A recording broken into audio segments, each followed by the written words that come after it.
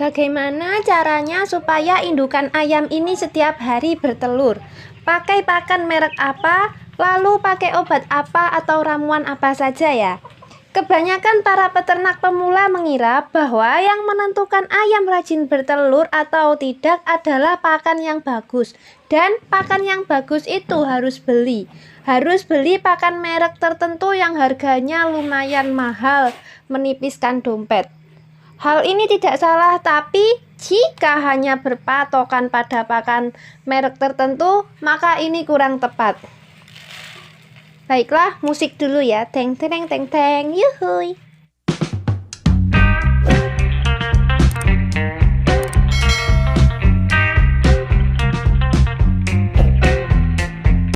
Selamat pagi teman-teman semuanya, selamat datang di channel Peternak Lembung. Semoga kalian semua selalu sehat dan bahagia, amin. Kemarin kami membaca salah satu komentar yang intinya ayamnya tidak lancar bertelur. Hari ini bertelur, besoknya minta libur telurnya. Bahkan kadang jeda libur bertelurnya sangat lama.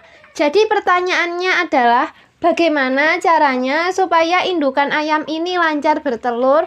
Kemudian pakannya apa saja sih? Ternyata banyak juga yang mengira kalau rahasianya adalah dari pakan. Padahal belum tentu ya teman-teman.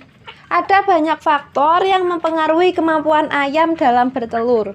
Kali ini kita akan sharing bersama, menjelaskan tentang faktor-faktor yang mempengaruhi ayam bertelur. Kami sudah merangkumnya. Setidaknya ada 6 faktor yang mempengaruhinya. Sebelum kita lanjut, bagi yang baru mampir, silahkan subscribe dulu channel Peternak Lembung dan like video ini. Kemudian jangan lupa untuk melihat kolom deskripsi ya teman-teman. Oke, langsung saja kita ke pembahasan. Jadi ada banyak faktor yang menyebabkan indukan ayam rajin bertelur setiap hari. Kebanyakan para peternak pemula mengira bahwa faktor utamanya adalah pakan yang bagus, dan pakan yang bagus itu harus beli merek tertentu yang harganya lumayan mahal sampai mengempeskan isi dompet. Padahal ini kurang tepat. Jadi pakan yang bagus itu tidak selalu menjadi jaminan ya teman-teman. Ada banyak faktor lain yang menyebabkan ayam mampu bertelur setiap hari. Faktor pertama yaitu jenis ayam yang dipilih. Buat teman-teman yang ingin berternak ayam, pastikan sudah menentukan jenis ayamnya. Jenis ayam apa aja yang akan dipelihara? Apakah ayam jenis pedaging atau jenis petelur atau dwiguna?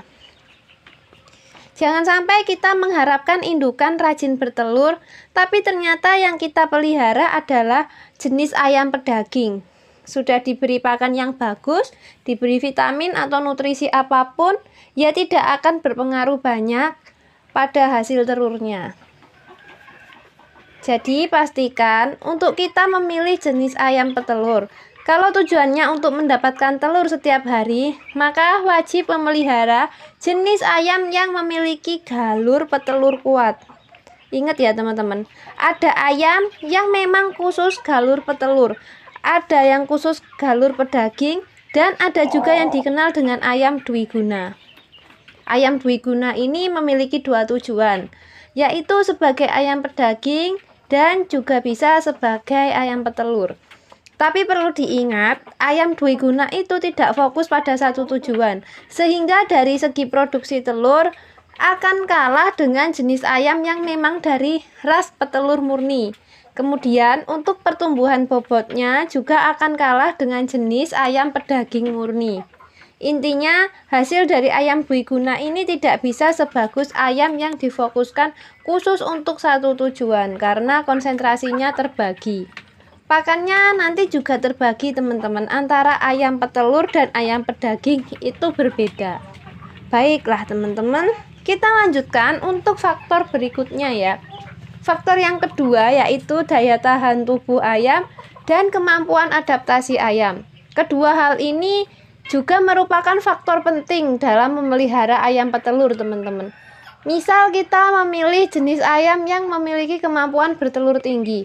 Kita impor dari luar nih, tapi ternyata daya tahan tubuhnya rentan atau tidak cocok dengan iklim di Indonesia. Bisa dipastikan ayam tersebut tidak akan bisa memproduksi telur secara maksimal. Perubahan suhu, kemudian pergantian suasana lingkungan, tentu ini akan berakibat pada produktivitasnya. Kalau indukan ayam sakit atau mengalami stres, pasti akan menurun produksi telurnya atau bahkan berhenti bertelur. Kami yakin ada yang pernah mengalami, ya kan? Ayamnya rajin bertelur ketika dilepas liarkan, tetapi ketika ditangkap kemudian dikurung di dalam kandang, akhirnya malah berhenti bertelur. Nah, itu adalah bukti bahwa perubahan suasana juga mempengaruhi produksi telur, teman-teman. Coba tolong tulis di kolom komentar siapa aja yang pernah mengalaminya ya. Sekarang faktor yang ketiga nih teman-teman. Faktor yang mempengaruhi produksi telur adalah pakan dan nutrisinya.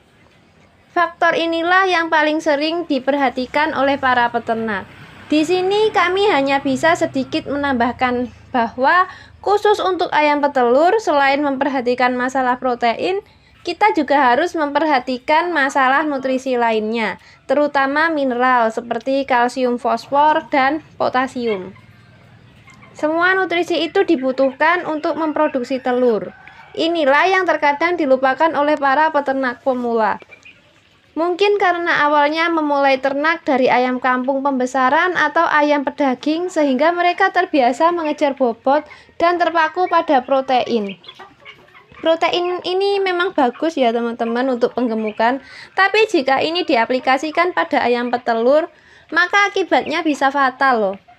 Kenapa bisa fatal? Karena ayam petelur ini jika badannya terlalu gemuk, justru produksi telurnya akan menurun disebabkan oleh organ reproduksinya tertimbun oleh lemak. Lanjut ya teman-teman, faktor yang keempat. Faktor ini yang mempengaruhi produksi telur adalah kandang ayam, teman-teman. Kuncinya adalah kandang yang nyaman untuk ayam. Jika cuaca sedang panas, ayamnya tidak terlalu kepanasan, dan saat cuaca sedang hujan, maka kandang tetap kering sehingga ayam tetap nyaman.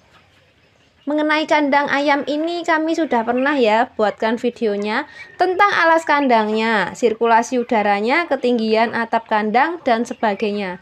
Teman-teman bisa cari saja ya video-videonya ini yang sudah lama, atau kalau banyak yang berminat untuk dibahas kembali, silahkan kalian tulis di kolom komentar di bawah, oke? Kalau banyak yang tertarik, nanti kita buatkan lagi videonya. Kita akan bahas lebih lanjut dan lebih detail. Sekarang kita lanjut ke faktor yang kelima. Ini masih ada hubungannya dengan faktor kandang teman-teman, yaitu faktor sinar matahari. Kenapa? Karena sinar matahari ternyata sangat membantu dalam penyerapan kalsium. Dengan adanya sinar matahari, tubuh akan memproduksi vitamin D. Inilah yang nantinya membantu dalam penyerapan kalsium. Dan kalsium itu sangat diperlukan untuk memproduksi telur. Tidak hanya untuk produksi telur saja ya, tapi kalsium juga bagus untuk kekuatan tulang dan bulu ayam. Selain itu, matahari juga berfungsi sebagai disinfektan alami, teman-teman, sehingga mencegah dari virus dan bakteri jahat, sehingga ayam-ayam kita ini selalu sehat dan produksi telurnya lebih lancar. Baiklah, yang terakhir adalah faktor keenam ya, teman-teman. Faktor ini juga sering diabaikan, yaitu tangkringan ayam. Bener nggak sih? Ketika dibuatkan tangkringan, maka ayam akan loncat dan bertengker ke tempat yang lebih tinggi. Biasanya saat mau tidur nih, saat santai atau saat sedang berlindung dari sesuatu, mereka akan nangkring. Bener nggak?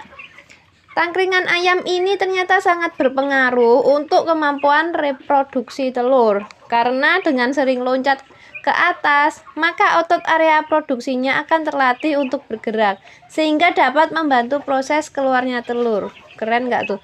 Selain menguatkan otot, berdasarkan pengalaman kami, ayam yang terbiasa tidur di tempat tangkringan lebih tahan terhadap penyakit dibandingkan ayam yang tidur di bawah atau di tanah dan hanya mager-mageran.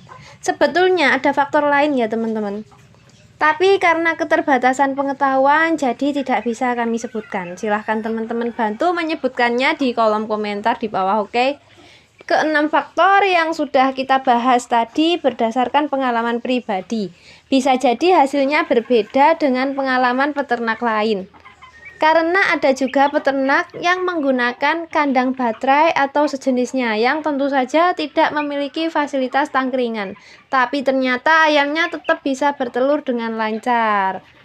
Semoga bermanfaat, kurang lebihnya mohon maaf. Salam sukses untuk kita semua, bye-bye.